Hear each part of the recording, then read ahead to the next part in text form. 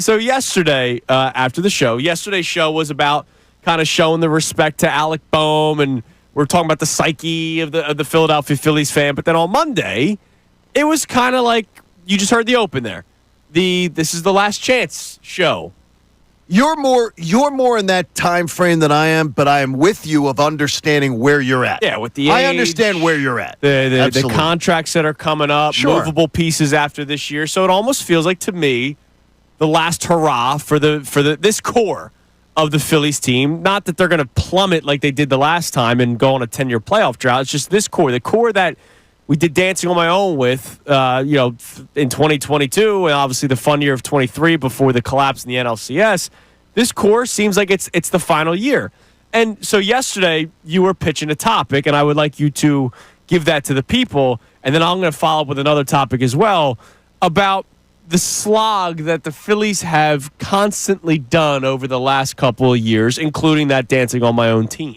I would tell everybody that, first of all, and I brought it up earlier with Andrew and Connor, and we were talking about it backstage before we started. I'm of the belief that people are now sort of just nudging other Phillies fans because, honestly, if you know baseball and you understand baseball, there's no way you can look at this Phillies team and not be excited about 2025. Right. Like, I think it's almost like a low-key troll job. Like contrarian. Whatever it is. You're just going to be contrarian because if you're not excited about this Phillies team and you don't think they're going to win like 90 games, you're just being contrary because without injury, that should absolutely happen. Yeah, absolutely. But one thing that I think for a lot of people would point to that I've heard is, well, this team's, they're up and down. They got to get hot at the right time. I can point to a couple things, though, the last 3 years. I'm going to ask the 2025 Phillies to do something that they haven't done in the 3 years that they've been good. Okay. The last three. And they have been good. They've been good. I think they've been more than good. Yeah. They've been more than good. In 2022, they played a 50-game stretch where they were 21-29. Ridiculous for the amount of money that John Middleton spends, the amount of talent they had. It got Joe Girardi fired. They played 20 games over 500 from that point on, and it was great. Then they follow up in 2023, all that momentum, and they come out and they go 25-32. Yeah. 7 games under 500, and then they play 65-40, 25 games over, better than the year before, after June the 1st. So those two runs, the Phillies didn't start playing in 22 and 23 until after June 1st. That's when the June Schwarber Fest, all that kind of stuff starts. Last year, they go opposite. Yeah. They start out 61-32. Which is insane. And I picked that date because they went 61-32 the night that they finished sweeping the Dodgers. Yeah. From that point on, they played 34-35. Under 500 for 70 games for half the season, which is unacceptable. So you had 2 years where you had 50-game stretches where it was unacceptable. Last year, you had a 70-game stretch where it was unacceptable. The Phillies got to be hearing some of the negative chatter, and I hope they tune it all out because I do think people are trying to be contrarian. But I will say this. It's unacceptable if this Phillies team puts up another 50-game, 70-game stretch of just mediocre to subpar baseball.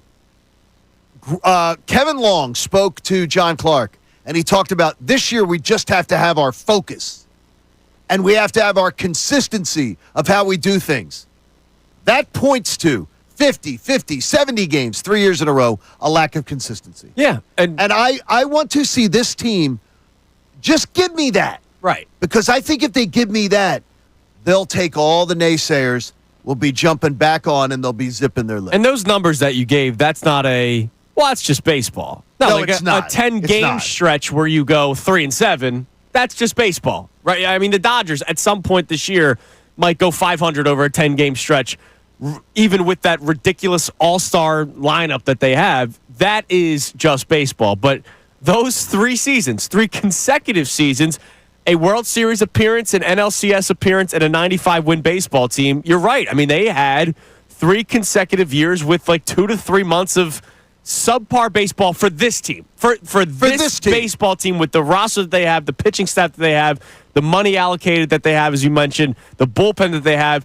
There is no reason that a team like this, maybe one out of the last 3 years, but all three, that means there is something going on with the team. But can I spin it one way as a potential positive? Of course. This Phillies team, they play a large stretch of 2022, 20 games over, which, by the way, would mean 91 and 71 over the course of a year. Right. They play 25 over for a large stretch in 23, and last year they played 29 over.